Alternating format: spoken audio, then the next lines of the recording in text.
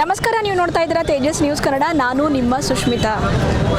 ಭಾರತೀಯ ಜನತಾ ಪಾರ್ಟಿ 15 ದಿವಸಕ್ಕೊಮ್ಮೆ ಒಂದಲ್ಲ ಒಂದು ಮುದ್ದ ಮುಂದಿಟ್ಕೊಂಡು ಪ್ರತಿಭಟನೆಯನ್ನು ಮಾಡುತ್ತೆ.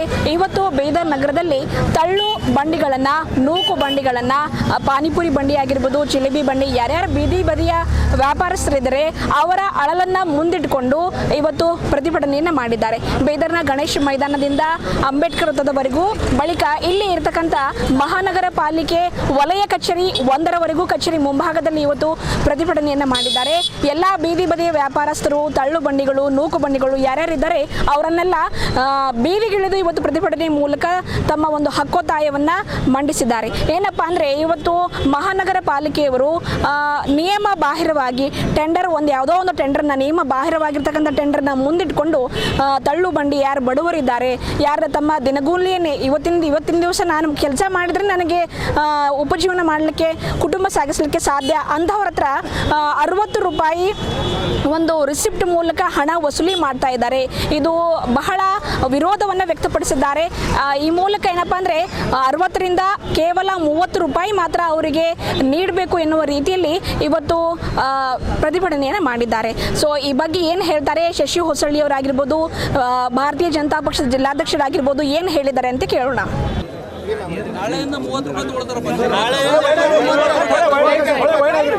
ಪಾನಿಪುರಿ ಬಂಡಿ 30 ರೂಪಾಯಿ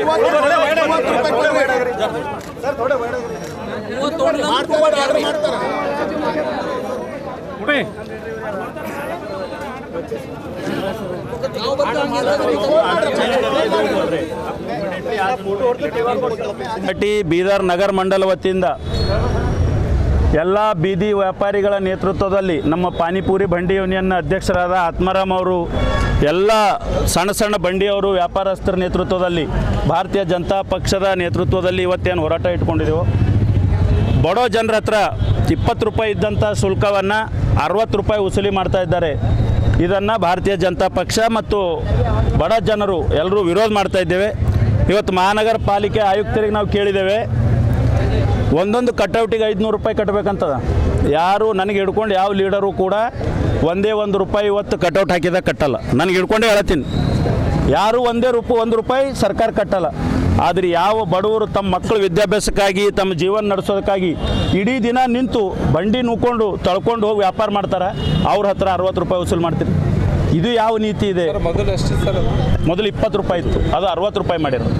ಅದು ಬಿಟ್ಟು ಆ ಕಾಂಟ್ರಾಕ್ಟರ್ ಏನು ಮಾಡ್ತಾರೆ ಅಂದರೆ, ಅಂಗಡಿಯವ್ರ ಮುಂದೆ 2 ಚೇರ್ ಇಟ್ಟರೆ ಅವ್ರ ಹತ್ರನೂ ವಸೂಲು ಮಾಡ್ತಾರೆ. ಅವ್ರು ಟೆಂಡರ್ನಲ್ಲಿ ನೇರವಾಗಿ ಕೊಟ್ಟಿದ್ದದ ಬಂಡಿಯವ್ರ ಹತ್ರ ತೊಗೊಳ್ಬೇಕಂತ.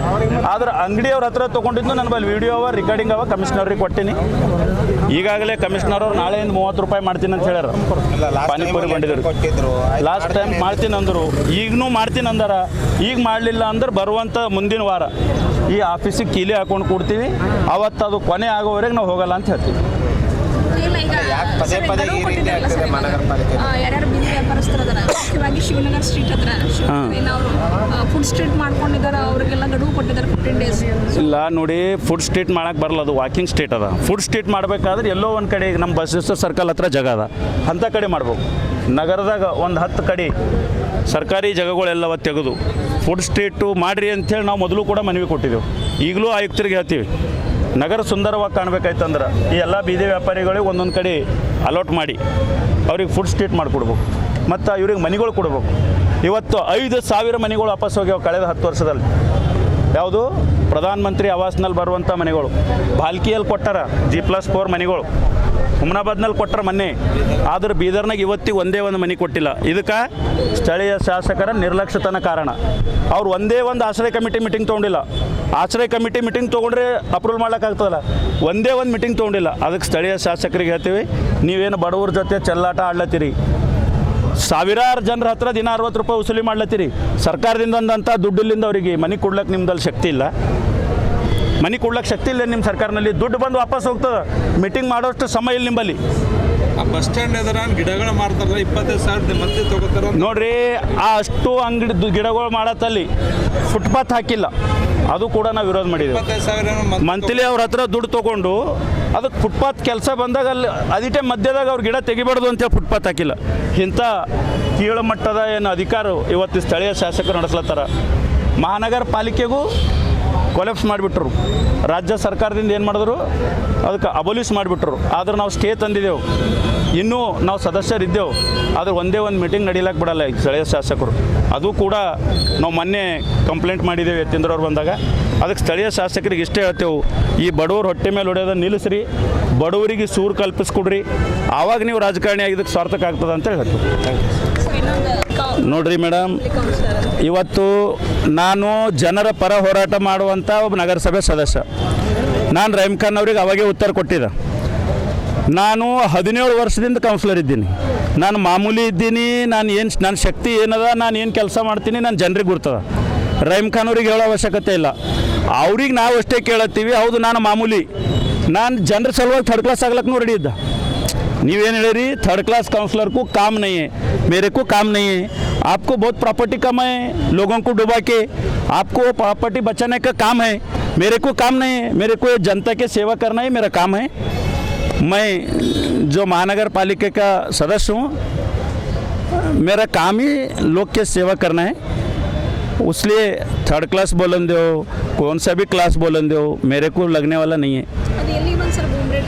ನೋಡ್ರಿ, ಬೊಮ್ಮರೆಡ್ಡಿ ಕಾಲೇಜ್ ಸ್ಮಶಾನ ಭೂಮಿ ಭಾಳ ಒಳ್ಳೇದು ಕೇಳಿದ್ರಿ. 50 ಲಕ್ಷ ಕದ್ದಿರು, 4 ಕೋಟಿ ಕೊಟ್ಟು ಕೆಲಸ ಸ್ಟಾರ್ಟ್ ಮಾಡ್ಯಾರ. ನೀವು ಕದ್ದಿಲ್ಲ ಅಂದ್ರೆ ಕೆಲಸ ಸ್ಟಾರ್ಟ್ ಮಾಡಿದ್ರಿ. ನೀವು ಕದ್ದಿಲ್ಲ, 50 ಲಕ್ಷ ರೂಪಾಯಿ ಮಷಿನ್ ನೀವು ಕದ್ದಿಲ್ಲ ಅಂದ್ರೆ ಇವತ್ತು 4 ಕೋಟಿ ರೂಪಾಯಿ ಕೆಲಸ ಸ್ಟಾರ್ಟ್ ಮಾಡಿರಿ. ಇವತ್ತು ಆ ಬಿಲ್ಡಿಂಗ್ನು ಕಟ್ಲತ್ತಾರ, ರಸ್ತೆನೂ ಆಗ್ಲತ್ತದ. ನೀವು ಕದ್ದಿರಿ, ಅದು ಸಿಕ್ಕಾಕೊಳ್ಬಾರ್ದು ಅಂತೇಳಿ ಮತ್ತೊಂದು ಮಷಿನ್ ಇಟ್ರಿ 4 ಕೋಟಿದಾಗ. ಕೆಲಸನೂ ಸ್ಟಾರ್ಟ್ ಆಗ್ಯದ. ನಾವು ಒಂದು ದಿವಸ ಮಾಧ್ಯಮದವ್ರಿಗೆ ಕರ್ಕೊಂಡು ಹೋಗಿ ತೋರಿಸ್ತೀನಿ. ಮತ್ತು ಅದು ನನಗೆ ಕರೆದು ಕೆಲಸ ಸ್ಟಾರ್ಟ್ ಮಾಡ್ಯಾರ. ಇದು ನೋಡ್ರಿ, ಮತ್ತು ಯಾವಾಗ ನಾ ಥರ್ಡ್ ಕ್ಲಾಸ್ ಕೌನ್ಸಿಲರ್ ಇದ್ದ ಅಂದ್ರೆ ನಿಮ್ಮ ಕಾಂಟ್ರಾಕ್ಟರ್ ನನಗೆ ಕರೆದ್ರಪ್ಪ, ನನಗೆ ಕರೆದು ತೋರಿಸಿ ಎಲ್ಲೆಲ್ಲಿ ಮಾಡಬೇಕು ಅಂತ ಕೇಳಿ ನೀವೇನು 50 ಲಕ್ಷ ಕದ್ದಿರಿ, 5 ಕೋಟಿ ಕೊಟ್ಟಿರಿ. ಧನ್ಯವಾದಗಳು ರಹೀಮ್ ಖಾನ್ ಅವರೇ. ಹಿಂಗೆ ನೀವು ಎಲ್ಲರ ಕದಿತಾ ಹೋಗ್ರಿ, ಅದ್ರ 10 ಪಟ್ಟು ಮತ್ತೆ ಕೊಡ್ತಾ ಹೋಗ್ರಿ. ಆ ಮಷಿನ್ ಅಲ್ಲೇ ಬಿದ್ದದಲ್ಲ, ಈಗ ರಾತ್ರೋರಾತ್ರಿ ತಂದಿಟ್ಟು ಮಷಿನ್ ಅಲ್ಲೇ ಅದ. ಆದರೆ ಆ ಮಷೀನು ನಮ್ಮ ಮೌನೇಶ್ವರ ಮಂದಿರ ಹತ್ತಿರ ಇರುವಂಥ ದಲಿತ ಸಮಾಜ ಬೌದ್ಧಿಸ್ಟ್ಗಳಿಗೆ ಏನದ ಅಂದ್ರೆ ನಮ್ದೊಂದು ಸಪ್ರೇಟ್ ಗ್ರೇವೇಡ್ ಅದ. ಅಲ್ಲಿ ದಲಿತ ಸಮಾಜದೊಂದು ಗ್ರೇವೇಡ್ ಅದ ನಮ್ಮ ಮೈಲೂರಲ್ಲಿ, ಅಲ್ಲಿ ಕೂಡಿಸ್ಕೊಡ್ಬೇಕು ಅಂತ ನಾವು ಲೆಟರ್ ಕೊಟ್ಟಿದ್ದೆವು. ಕದ್ದಿ ಮಷೀನು ವಾಪಸ್ ತರಿಸಿದೆವು. ಅದು ನಮ್ಮ ಮೌನೇಶ್ವರ ಮಂದಿರ ಹತ್ತಿರ ಇರುವಂಥ ಗ್ರೇವೇಡ್ನಲ್ಲಿ ಅಳವಡಿಸ್ಕೊಳ್ಬೇಕು ಅಂತ ಲೆಟರ್ ಕೊಟ್ಟಿದ್ದೆವು. ಅದಕ್ಕೊಂದು ಶೆಡ್ಡಿನ ವ್ಯವಸ್ಥೆ ಮಾಡಿ ಅಲ್ಲಿ ಅಳವಡಿಸ್ಲತ್ತಾರ. ನೋಡ್ರಿ, ಇವತ್ತು ಬೀದರ್ ಹೆಂಗಾಗ್ಯದ ಅಂದರೆ ಅವ್ರಿಗೆ ಹೇಳೋರು ಕೇಳೋರು ಯಾರೂ ಇಲ್ಲ. ಅವ್ರ ಫ್ಯಾಮ್ಲಿ ಗುತ್ತೇದಾರಲ್ಲ, ಸ್ವತಃ ಅವರೇ ಗುತ್ತೇದಾರ. ರಹೀಮ್ ಖಾನೆ ಫ್ಯಾಮ್ಲಿ ಹೆಸರವ. ಡಾಂಬರ್ ಪ್ಲಾಂಟ್ ರಹೀಮ್ ಖಾನ್ ಅವ್ರದ್ದೇ ಅದ, CC concrete mixing Rahim Khan ಅವ್ರದ್ದೇ ಅದ.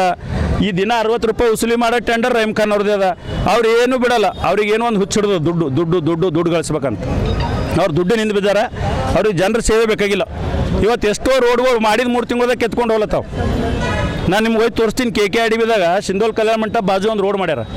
ನಾನು ನಿನ್ನೆ ಆ ರೋಡಿಗೆ ಹೋಗಿದ್ದ, 3 ತಿಂಗಳದಾಗ ಕೆತ್ಕೊಂಡು ಹೋಗ್ಯದ. ಅದು ತೋರಿಸ್ತೀನಿ ಮಾಧ್ಯಮದವ್ರಿಗೆ ಕರೆದು. ಅಂದ್ರೆ ಇಷ್ಟು ಕಳಪೆ ಕಾಮಗಾರಿ ಯಾಕಾಗ್ಲತ್ತದ ಅಂದ್ರೆ ಶಾಸಕರ ಕಮಿಷನ್ 20% ತೊಗೊಂಡ್ಮೇಲೆ ಗುತ್ತಿಗೆದಾರ ಕೆಲಸ ಎಲ್ಲ ಮಾಡ್ತಾನೆ ರೀ. 15%, 20%, ಅಧಿಕಾರಿಗಳು 10%, ಶಾಸಕ 20%. 1 ರೂಪಾಯಿದಾಗ 30 ರೂಪಾಯಿ ಹೋದ್ಮೇಲೆ ಮತ್ತೆ ನಮ್ಮ ಕೆಲಸ ಏನು ಮಾಡಬೇಕು, ಗಳಿಸ್ಬೇಕೇನು? ಇವತ್ತು ಬೀದರ್ ಏನದ ಅಂದ್ರೆ ಭಾಳ ಕೆಟ್ಟ ಹೋಗ್ಯದ. ನಾವು ಪ್ರತಿದಿನ ಹಿಂಗೆ ಪ್ರತಿ ತಿಂಗಳು ಪ್ರತಿಭಟನೆ ಮಾಡ್ತಾನೆ ಹೋಗ್ತೀವಿ. ಇವ್ರು ಎಲ್ಲಿವರೆಗೆ ಸುಧಾರಿಸಲ್ಲ ಅಲ್ಲಿ ತನಕ ನಮ್ಮ ಹೋರಾಟ ಮುಂದುವರಿತದೆ ಅಂತ ಹೇಳ್ತೀವಿ. जब बने सो है आपको भी पता है, और वहाँ पे क्या हो रहा है आप भी कल परसों आपका स्टेटमेंट क्या तो आया था, वहाँ से हम सब रिमूव करेंगे. लेकिन वहाँ पे एनक्रोच करने के लिए वहाँ से नहीं बोला, मैंने बोला फुटपाथ पे कोई भी कहीं पे भी किसी तरीके का एंक्रोचमेंट है 15-20 डेज हम लोगों को दे रहे हैं. I know that's what I am telling you. Footpath पे सुप्रीम कोर्ट के गाइडेंस के हिसाब से कोई एंक्रोचमेंट कर रहा है पूरे सिटी, नॉट जस्ट शिवनगर के बारे में आप बात कर रहे हो. शिवनगर की बात नहीं कर रहा हूँ, मैं पूरे सिटी की बात कर रहा हूँ. वहाँ पे एंक्रोचमेंट है, वो हटाना है. हम उसको भी थोड़ा ये कर दिए. टेंडर लेने के बाद में उसके ऊपर फॉलोअप भी आपका होना चाहिए. क्योंकि नीचे जो जिस तरह मनमानी कर रहा है, मनमानी इसके बाद भी वसूली कर रहा है, गरीब लोगों को डरा रहा है. को भी डराना करना हो रहा है. आप लीजिए. और ये 60 बहुत ज्यादा होता है. यदि अभी नहीं फोन करके मैंने आपके प्रोजेक्ट का मुझे मेमोरेंडम मिला, मेरी तभी बात हो गई. और अभी ऐसे पब्लिक में वो नहीं होता. मैं आपको क्या बोल रहा हूँ, ये जो आपने कंप्लेंट दिया है, एक नोटिस हम ऑलरेडी दे चुके हैं. मैं दे रहा हूँ. बॉन्ड पेपर को उनको 60 रुपीज़ कैटेगरी को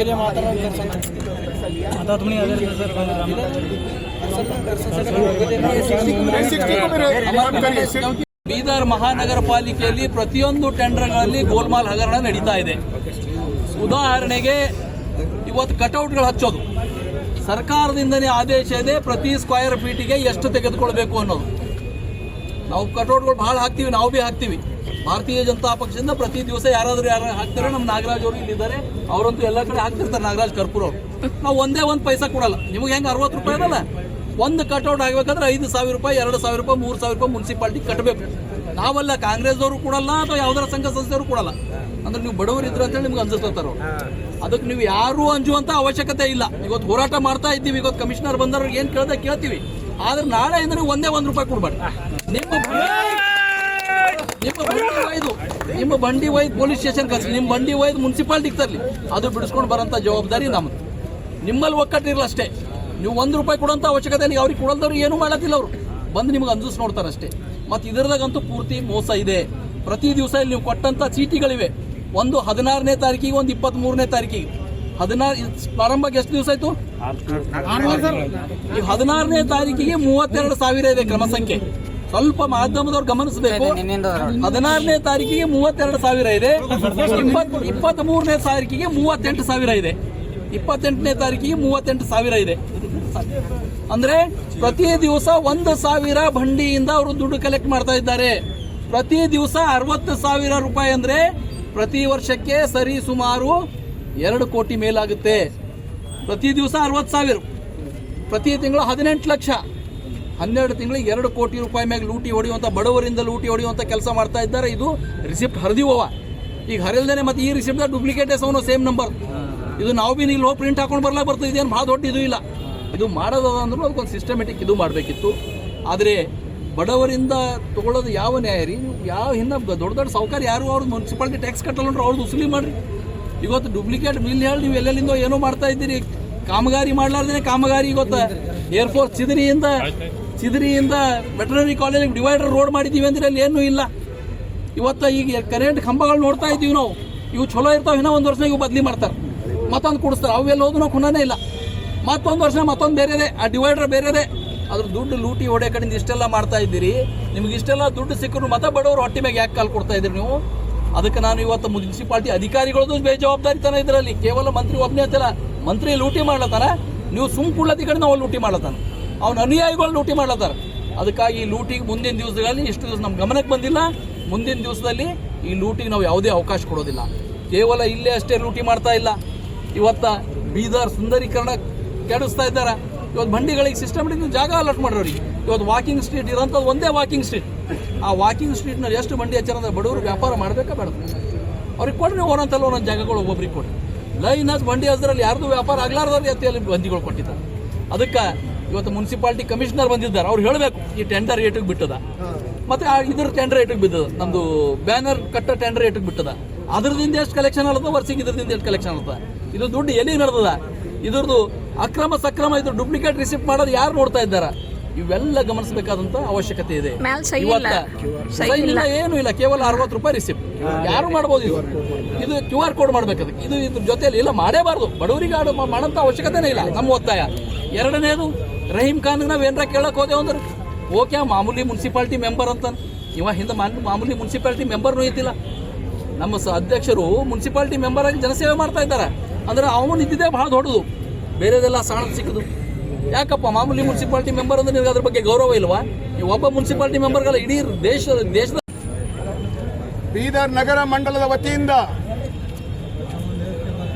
ಬಡವರ ಬೀದಿ ವ್ಯಾಪಾರಿಗಳ ಬೇಡಿಕೆಯನ್ನು ಇಟ್ಕೊಂಡು ಇವತ್ತಿನ ಹೋರಾಟ ನಡೀತಾ ಇದೆ. ನಗರ ಮಂಡಲದ ಅಧ್ಯಕ್ಷರಾದ ಶಶಿಧರ್ ಹೊಸಳ್ಳಿ ಅವರೇ, ಜಿಲ್ಲೆಯ ಅಧ್ಯಕ್ಷರಾದ ಸೋಮನಾಥ್ ಪಾಟೀಲ್ ಜಿ ಅವರೇ, ನಮ್ಮ ಪ್ರಧಾನ ಕಾರ್ಯದರ್ಶಿಗಳಂತ ಪೀರಾದ್ರಿ ಅಂತೇಳಿ ರಹೀಂ ಖಾನ್ ಎಲ್ಲಿ ಮುಚ್ಕೂತಾನ ಗೊತ್ತಾಗ್ತಾ ಇಲ್ಲ, ಓಡಿ ಹೋಗ್ಯಾರ ಅಂತ ಕಾಣ್ತದೆ. ಯಾಕಂದ್ರೆ ಗುಲ್ಬರ್ಗಕ್ಕೆ ಹೋಗುವಂತ ದಿನ ಬಹಳ ದೂರ ಇಲ್ಲ, ಈಗ ಓಡೋಗೋ ದಿನಗಳು ಬಂದಿದೆ. ಈಗ ನಾನಿವತ್ತು ಈ ಶಾಸಕನಿಗೆ ಕೇಳಲಿಕ್ಕೆ ಬಯಸ್ತೇನೆ, ಅಪ್ಪ ನೀ ಯಾವ ಆಧಾರ ಮೇಲೆ, ಯಾವ ನಿಯಮದ ಆಧಾರದ ಮೇಲೆ 20 ರೂಪಾಯಿಂದ 60 ರೂಪಾಯಿ ಮಾಡಿದ್ಯಾ? ಅದು 20 ರೂಪಾಯಿ ಮಾಡಿದಂತ ಕಾಂಟ್ರಾಕ್ಟ್ ಯಾರಿಗೆ ಕೊಟ್ಟಿದೀಯಾ? ಅವರು ಯಾರು? ನಿನ್ನ ಖಾಲಕ ಮಗನೋ ಅಥವಾ ನಿನ್ನ ಅಣ್ಣನ ಮಗನೋ? ಯಾರಿದಾರಪ್ಪ ರಹೀಂ ಖಾನ್? ಹೇಳಬೇಕು. ಇವತ್ತು ಬಡವರ ಹೊಟ್ಟೆ ಮೇಲೆ ಹೊಡುವಂತ ಕೆಲಸ ಅಲ್ರಿ, ಬೆನ್ನಿ ಮೇಲೆ ಹೊಡೆಯಪ್ಪ, ಹೊಟ್ಟೆ ಮೇಲೆ ಹೊಡ್ತೀಯ. ಇವತ್ತು ನಾವು ಹೇಳಲಿಕ್ಕೆ ಬಯಸ್ತೇವೆ, ಇಡೀ ಮಂತ್ರಿ ಕಾಲದಲ್ಲಿ ಬರೀ ಟ್ರಾನ್ಸ್ಫರ್ ದಂಧೆಯಲ್ಲಿದ್ದಂತ ರಹೀಂ ಖಾನ್ ಒಂದೊಂದು ಟ್ರಾನ್ಸ್ಫರ್ ಮಾಡಬೇಕಾದ್ರೆ ಎಷ್ಟೆಷ್ಟು ತಗೊಂಡಿದ್ದೀ ಇವತ್ತೆಲ್ಲರಿಗೂ ಗೊತ್ತಿದೆ. ಎಲ್ಲ ಕಾಂಟ್ರಾಕ್ಟ್ ಯಾರು ತಗೊಳ್ತಾ ಇದ್ದಾರೆ ನಮ್ಗೆ ಗೊತ್ತಿದೆ. ಎಲ್ಲ ಕಾಂಟ್ರಾಕ್ಟ್ ಗಳನ್ನ ಬಿಹೈಂಡ್ ದಿ ಬ್ಯಾಕ್ ಹಿಂದೆ ನೀನು ಸೇರ್ಕೊಂಡು ನೀನೇ ಲೂಟಿ ಹೊಡಿತಾ ಇದೀಯಾ. ಇವತ್ತು ಎಚ್ಚರಿಕೆಯನ್ನು ಕೊಡಲಿಕ್ಕೆ ಬೀದಿ ವ್ಯಾಪಾರಿಗಳು ಬಂದಿದ್ದಾರೆ. ಎಚ್ಚರಿಕೆಯನ್ನು ಕೊಡ್ತಾ ಇದ್ದೇವೆ. ಬೀದಿ ವ್ಯಾಪಾರಿಗಳ ಹಿಂದೆ ಯಾರು ಇಲ್ಲ ಅಂತ ತಿಳ್ಕೊಲಿಕ್ಕೆ ಹೋಗ್ಬೇಡಿ. ನಾನು ಇವತ್ತೇ ಹೇಳ್ತೀನಿ, ಯಾರಾದರೂ ನಮ್ಮ ಬೀದಿ ವ್ಯಾಪಾರಿಗಳಿಗೆ ಬಂದು ಧಮಕಿ ಕೊಟ್ಟಿದ್ರೆ, ಜಬರ್ದಸ್ತಿ ವಸೂಲಿ ಮಾಡಿದ್ರೆ ತಲೆ ಮೇಲೆ ಎಣಸಲ್ದೆ ಹೊಡಿರಿ.